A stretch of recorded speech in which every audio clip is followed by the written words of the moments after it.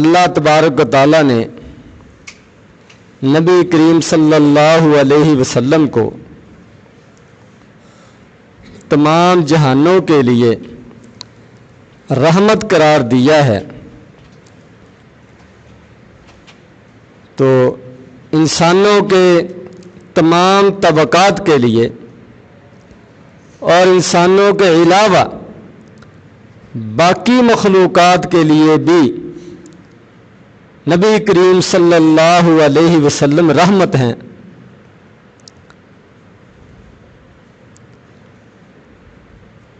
پچھلے جمعے نبی کریم صلی اللہ علیہ وسلم بے زبان مخلوق جانوروں کے لیے کس طرح رحمت ہیں، آپ نے ان کے حوالے سے کیا ہماری رہنمائی فرمائی ہے اور کس طرح ان پر ظلم و ستم سے ہمیں روکا ہے، یہ آپ کے سامنے بیان کیا تھا۔ اسی طرح انسانوں کا ایک بہت بڑا طبقہ عورتوں کا طبقہ ہے۔ نبی کریم صلی اللہ علیہ وسلم عورتوں کے لیے بھی باعث رحمت ہیں۔ نبی کریم صلی اللہ علیہ وسلم کے آنے سے، آپ کی تشریف آوری سے اس طبقے کو، عورتوں کو، خواتین کو ان کا صحیح مقام حاصل ہوا، معاشرے کا ایک مفید فرد قرار دیا گیا اور ان پر ہونے والے ظلم و ستم کو بند کیا گیا، اس کو اس کے جائز حقوق دیے گئے۔ تو نبی کریم صلی اللہ علیہ وسلم نے عورتوں کا ایک دائرہ کار وضع فرمایا، جس سے بہتر دائرہ کار نہیں ہو سکتا۔ اگر یہ سمجھنا ہو کہ نبی کریم صلی اللہ علیہ وسلم اور آپ کی تعلیمات عورتوں کے لیے کیسے رحمت ہیں، تو اس کے لیے زمانہ جاہلیت میں، اسلام سے پہلے عورتوں کے ساتھ جو سلوک ہوتا تھا، جو معاشرے کے اندر ان کو حیثیت حاصل تھی، اس کو جاننا نہایت ضروری ہے۔ جب تک ماضی کو سامنے نہیں رکھا جائے گا تو اسلام کے دیے ہوئے حقوق، نبی کریم صلی اللہ علیہ وسلم کے ارشادات، ان کی پوری حقیقت یہ سمجھنی مشکل ہے۔ تو نبی کریم صلی اللہ علیہ وسلم نے معاشرے کے ہر طبقے کا خیال رکھا ہے، ہر طبقے کے لیے ایک اس کا دائرہ عمل، دائرہ کار بنا دیا ہے۔ اس کو اگر دائرے کو تنگ کیا جائے گا، چھوٹا کیا جائے گا، اس میں کمی کی جائے گی، تو یہ بھی اس طبقے پر ظلم ہوگا، اور اگر اس دائرے کو وسیع کرنے کی کوشش کی جائے گی تو یہ بھی اس طبقے پر ظلم ہوگا، کیونکہ جب آپ ایک طبقے کا دائرہ وسیع کریں گے تو وہ دوسرے طبقے کے دائرے کو متاثر کرے گا۔ ہر ایک کا اپنا ایک میدان ہے جو اسلام نے، قرآن نے، نبی کریم صلی اللہ علیہ وسلم نے اپنے فرامین کے ذریعے وضع فرما دیا ہے۔ تو اسلام سے پہلے عورت کی معاشرے کے اندر کوئی حیثیت نہیں تھی، کوئی عزت حاصل نہیں تھی۔ عورت حتیٰ کہ کسی کے گھر اگر بیٹی پیدا ہو جاتی تو وہ منہ چھپاتے پھرتا تھا، غم کے ساتھ، پریشانی کے ساتھ وہ دو چار ہو جاتا تھا۔ یہ بیٹی کی حیثیت تھی۔ حتیٰ کہ بہت سارے لوگ پیدا ہونے والی بیٹیوں کو زندہ رہنے کا حق نہیں دیتے تھے، اس کی آر اور ملامت کے ڈر سے اس کو زندہ ہی دفن کر دیتے تھے، قتل کر دیتے تھے، اس کی زندگی کو ختم کر دیتے تھے۔ وَإِذَا الْمَوْءُودَةُ سُئِلَتْ، قرآن مجید کے اندر اللہ تبارک و تعالیٰ نے اس گناہ کی قباحت کو بیان فرمایا۔ میں قیامت والے دن اس طرح جو بچیوں کو قتل کیا گیا ہے، ان کو زندہ درگور کیا گیا ہے، ان سے پوچھا جائے گا بِأَيِّ ذَنبٍ قُتِلَتْ، کہ اس نے کیا جرم کیا تھا، کیا گناہ کیا تھا جس کی اس کو سزا دی گئی۔ تو اس کو قتل کرنے والا، اس کی زندگی کو ختم کرنے والا اللہ تبارک و تعالیٰ کے سامنے جواب دہ ہوگا، مجرم کی حیثیت سے کھڑا ہوگا۔ یہ تھی اسلام سے پہلے عورتوں کی معاشرے کے اندر حیثیت اور مقام۔ مردوں نے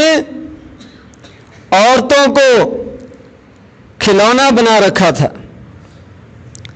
کسی عورت سے شادی کرتے تو جتنی دفعہ چاہتے اس کو طلاق دیتے، کوئی حد نہیں تھی۔ طلاق دی پھر رجوع کر لیا، پھر طلاق دی پھر رجوع کر لیا، جتنی مرتبہ اس کا دل چاہتا اس کو طلاق دیتا اور پھر رجوع کر لیتا۔ اب وہ نہ اس کے ساتھ آرام اور سکون کے ساتھ رہ رہی ہے اور نہ وہ کہیں اور نکاح کر سکتی ہے، کیونکہ وہ اس کی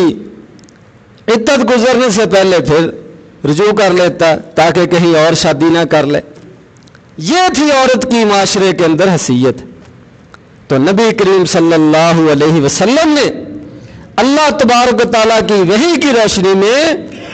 طلاق کی حد مقرر کر دی کہ زیادہ سے زیادہ اگر میاں بیوی کے درمیان ناچاکی ہو جائے، رہنا مشکل ہو جائے اور آدمی طلاق دے بیٹھے، بعد میں اس کو اس پر افسوس ہو، دوسروں کے سمجھانے سے وہ دوبارہ صلح کرنے پر آمادہ ہو جائے تو صلح کر سکتا ہے، ایک مرتبہ صلح کر سکتا ہے، 2 مرتبہ صلح کر سکتا ہے۔ اس کے بعد اگر اس نے طلاق دی تو اب اس کے لیے کوئی گنجائش نہیں ہے، اب عورت آزاد ہے، اس کا اس کے اوپر کوئی جبر نہیں، کوئی حکم نہیں چل سکتا، اس کی وہ پابند نہیں ہے کہ بار بار یہ اس کو طلاق دے اور پھر صلح کر لے، رجوع کر لے، اور نہ اس کو اپنے گھر آرام سے رہنے دے اور نہ کہیں اور جانے دے، میں کہ اس کی گنجائش نہیں ہے۔ یہ نبی کریم صلی اللہ علیہ وسلم نے عورتوں کو ان کا حق عطا فرمایا، بلکہ خلا کی اجازت دی کہ اگر کوئی خاوند اتنا ظالم ہے، اتنا جابر ہے کہ وہ اس کو پریشان اور تنگ بھی کرتا ہے اور طلاق بھی نہیں دیتا کہ وہ اس گھر سے چلی جائے، کہیں اور اس کی شادی ہو جائے، یہ بھی اجازت نہیں دیتا۔ فرمایا کہ عورت کو حق حاصل ہے کہ وہ اس سے خلا لے لے، اس سے طلاق کا مطالبہ کرے، اور اگر وہ اپنی مرضی سے طلاق نہیں دیتا تو عدالت، قاضی اور جج زبردستی اس سے طلاق دلوائے گا۔ یہ اسلام نے عورت کو حق عطا فرمایا ہے، جس کی پہلے کوئی حد نہیں تھی اس کو محدود کیا، بلکہ اس سے بڑھ کر عورت کو اگر وہاں رہنا مشکل ہو تو حق طلاق مانگنے کا، خلا لینے کا حق اس کو عطا فرمایا۔ اسی طرح نبی کریم صلی اللہ علیہ وسلم نے عورت کے نکاح کے حوالے سے ایک تو سرپرست کی، ولی کی شرط رکھی تاکہ یہ سارا معاملہ وہ خود ڈیل نہ کرے، اس کا والد، اس کا ذمہ دار وہ اس معاملے کو اپنے ہاتھ میں رکھے کر کنٹرول کرے، لیکن اس کے ساتھ ساتھ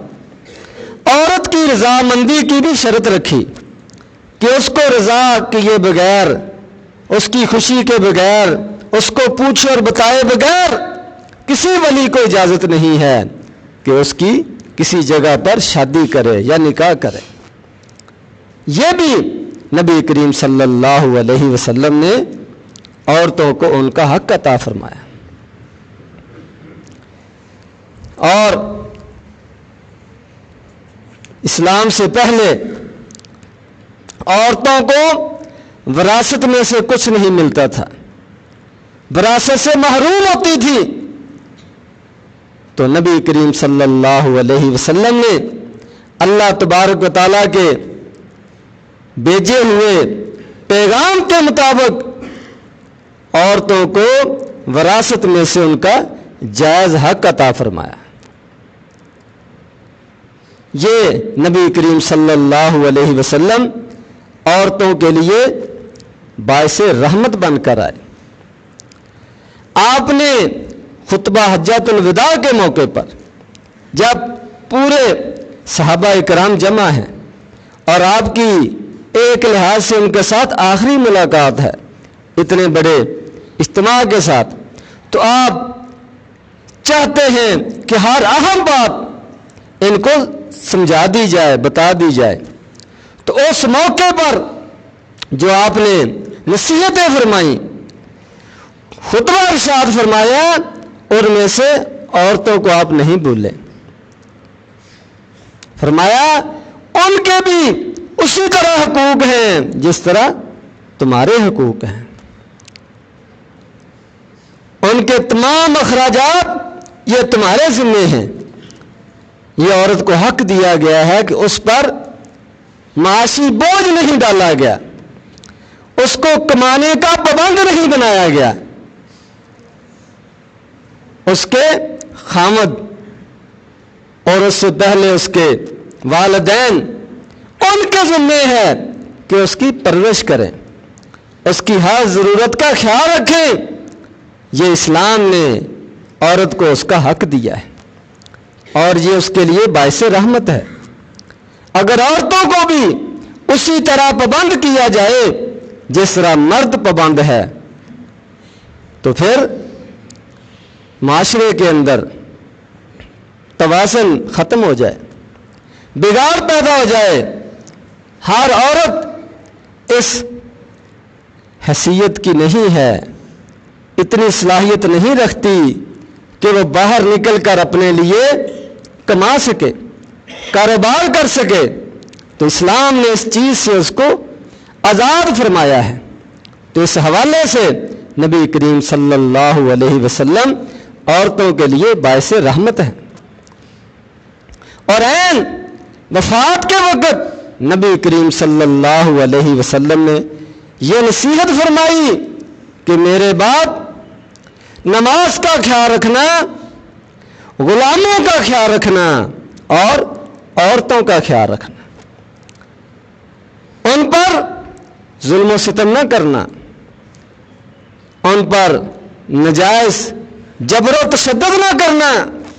ان کے ساتھ نرمی سے پیش آنا۔ نبی کریم صلی اللہ علیہ وسلم نے فرمایا خیرکم خیرکم لأہلہ وَأَنَا خَيْرُكُمْ لِأَهْلِي، تم میں سے بہترین وہ ہے جو اپنے گھر والوں کے لیے، اپنی بیوی کے لیے بہتر ہے،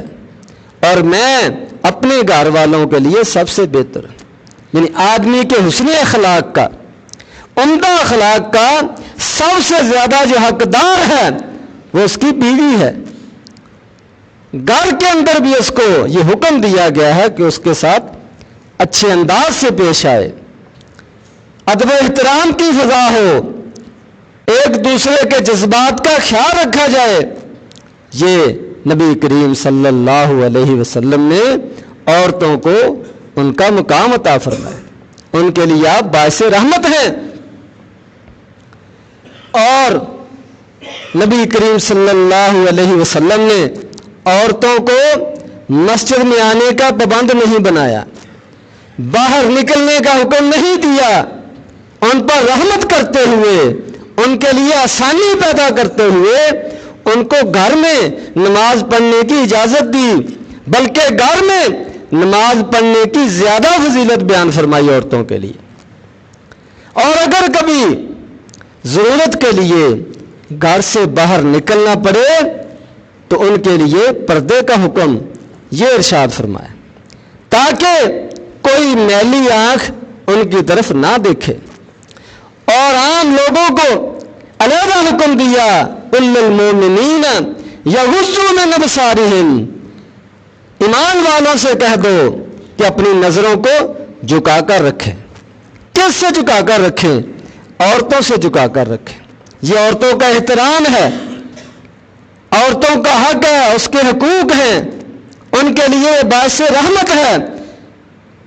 کہ لوگوں کو حکم دیا گیا ہے کہ اپنی نظریں جھکا کر رکھیں، اور ان کو بھی یہ تعلیم دی گئی ہے کہ وہ پردے کے ساتھ نکلیں۔ اور اگر کبھی دور جانا پڑے تو مرد کو پابند بنایا ہے کہ اس کے ساتھ جائے، محرم کو ساتھ جانے کا نبی کریم صلی اللہ علیہ وسلم نے حکم دیا ہے تاکہ اس کی عزت محفوظ رہے اور سفر کے اندر آنے والی مشکلات پریشانیاں اس کو تنگ نہ کریں۔ یہ نبی کریم صلی اللہ علیہ وسلم عورتوں کے لیے باعث رحمت ہے۔ آپ نے ان کو محفوظ کیا، ان کی عزت کو محفوظ کیا، ان کی جانوں کو محفوظ کیا، ان کو معاشرے کے اندر احترام کا مقام دیا۔ اور والدہ کے بارے میں نبی کریم صلی اللہ علیہ وسلم نے فرمایا جو بڑے بڑے کبیرہ گناہ ہیں ان میں سے حقوق الامہات، ماؤں کی نافرمانی کرنا، یہ کبیرہ گناہوں میں شمار ہوتا ہے، اور والدہ کے قدموں کے نیچے جنت قرار دی، اس کی خدمت کا حکم دیا۔ یہ ہے نبی کریم صلی اللہ علیہ وسلم عورتوں کے لیے باعث رحمت۔ اللہ تبارک و تعالی مجھے اور آپ سب کو ایک دوسرے کے مقام کو، ایک دوسرے کے احترام کو سمجھنے کی توفیق عطا فرمائے۔ وآخر دعوانا ان الحمد للہ رب العالمین۔